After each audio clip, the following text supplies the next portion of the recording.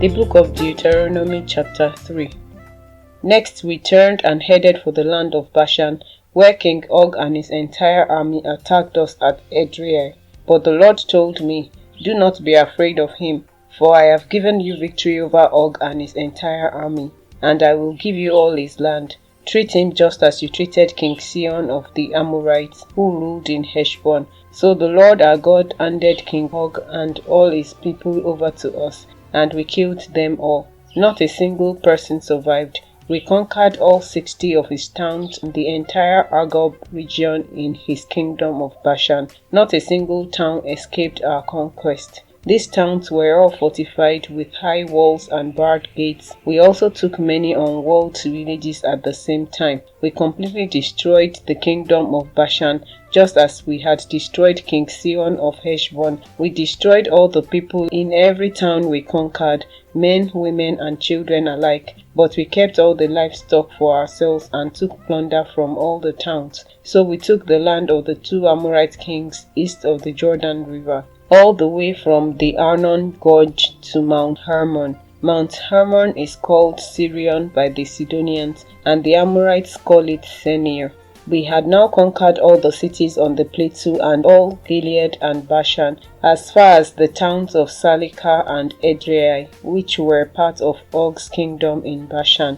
King Og of Bashan was the last survivor of the giant Rephaite. His bed was made of iron and was more than 13 feet long and 6 feet wide. It can still be seen in the Ammonite city of Rabbah. When we took possession of this land, I gave to the tribes of Reuben and Gad the territory beyond Aroer along the Arnon Gorge, plus half of the hill country of Gilead with its towns. Then I gave the rest of Gilead and all of Bashan, Og's former kingdom, to the half tribe of Manasseh.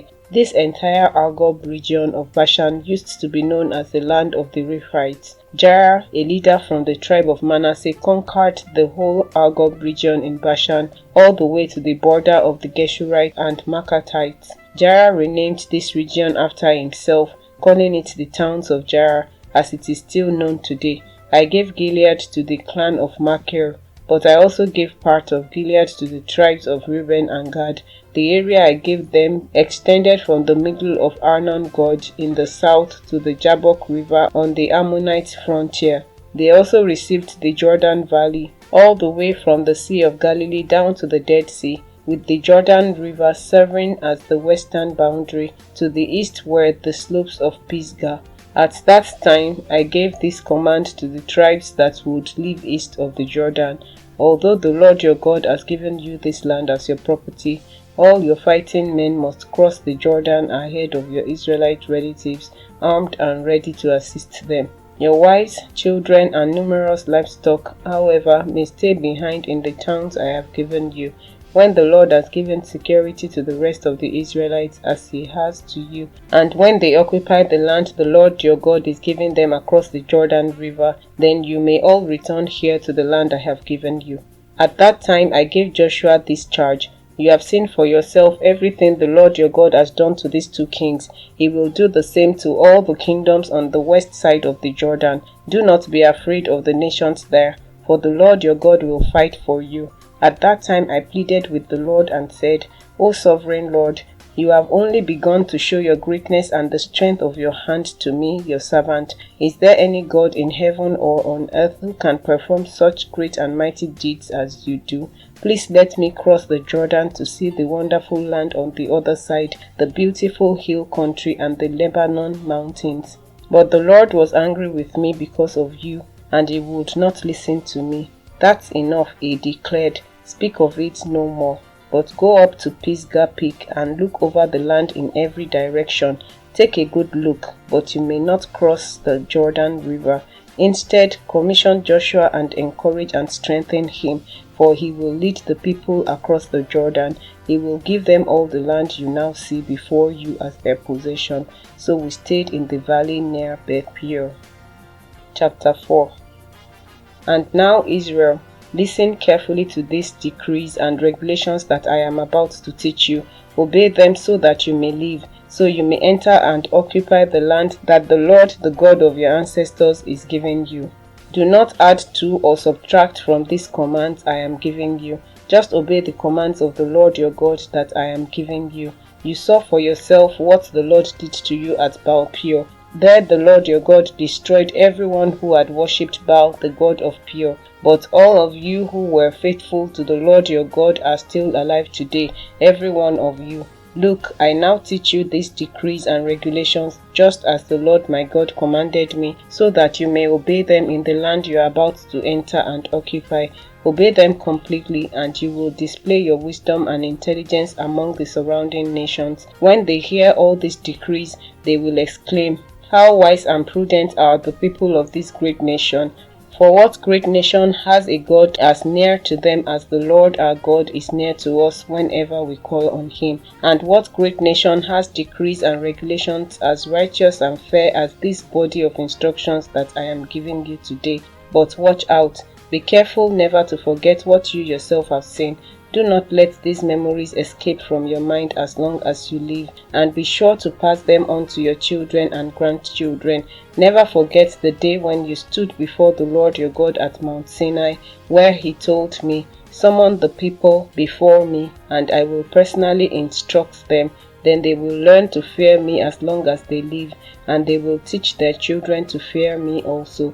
You came near and stood at the foot of the mountain, while flames from the mountain shot into the sky. The mountain was shrouded in black clouds and deep darkness, and the Lord spoke to you from the heart of the fire. You heard the sound of his words, but didn't see his form. There was only a voice. He proclaimed his covenant, the 10 commandments which he commanded you to keep, and which he wrote on 2 stone tablets. It was at that time that the Lord commanded me to teach you his decrees and regulations, so you would obey them in the land you are about to enter and occupy.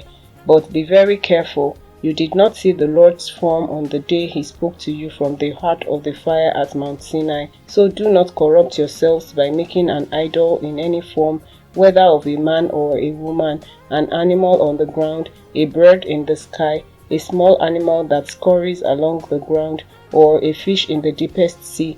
And when you look up into the sky and see the sun, moon and stars, and all the forces of heaven, don't be seduced into worshipping them. The Lord your God gave them to all the peoples of the earth. Remember that the Lord rescued you from the iron smelting furnace of Egypt in order to make you his very own people and his special possession, which is what you are today. But the Lord was angry with me because of you. He vowed that I would not cross the Jordan River into the good land the Lord your God is giving you as your special possession. You will cross the Jordan to occupy the land, but I will not. Instead, I will die here on the east side of the river. So be careful not to break the covenant the Lord your God has made with you. Do not make idols of any shape or form, for the Lord your God has forbidden this. The Lord your God is a devouring fire. He is a jealous God. In the future, when you have children and grandchildren and have lived in the land a long time, do not corrupt yourselves by making idols of any kind. This is evil in the sight of the Lord your God and will arouse his anger.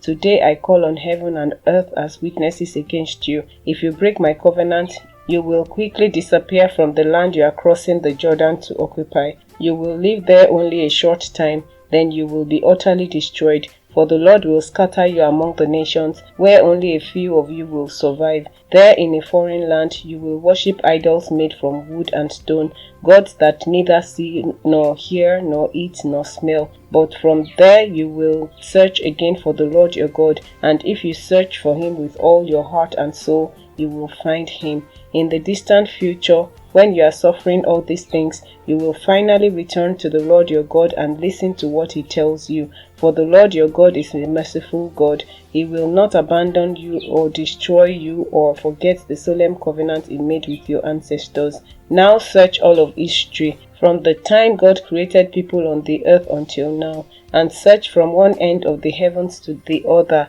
Has anything as great as this ever been seen or heard before? Has any nation ever heard the voice of God speaking from fire as you did and survived? Has any other God dared to take a nation for himself out of another nation by means of trials, miraculous signs, wonders, war, a strong hand, a powerful arm, and terrifying acts? Yet that is what the Lord your God did for you in Egypt right before your eyes. He showed you these things so you would know that the Lord is God and there is no other. He let you hear his voice from heaven so he could instruct you. He let you see his great fire here on earth so he could speak to you from it. Because he loved your ancestors, he chose to bless their descendants, and he personally brought you out of Egypt with a great display of power. He drove out nations far greater than you so he could bring you in and give you their land as your special possession as it is today. So remember this and keep it firmly in mind. The Lord is God both in heaven and on earth, and there is no other. If you obey all the decrees and commands I am giving you today, all will be well with you and your children. I am giving you this instruction so you will enjoy a long life in the land the Lord your God is giving you for all time. Then Moses set apart 3 cities of refuge east of the Jordan River. Anyone who killed another person unintentionally without previous hostility could flee there to live in safely. These were the cities: Bezer on the wilderness plateau for the tribe of Reuben, Ramoth in Gilead for the tribe of Gad, Golan in Bashan for the tribe of Manasseh. This is the body of instruction that Moses presented to the Israelites. These are the laws, decrees, and regulations that Moses gave to the people of Israel when he left Egypt and as they camped in the valley near Beth Peor east of the Jordan River. This land was formerly occupied by the Amorites under King Sihon, who ruled from Heshbon.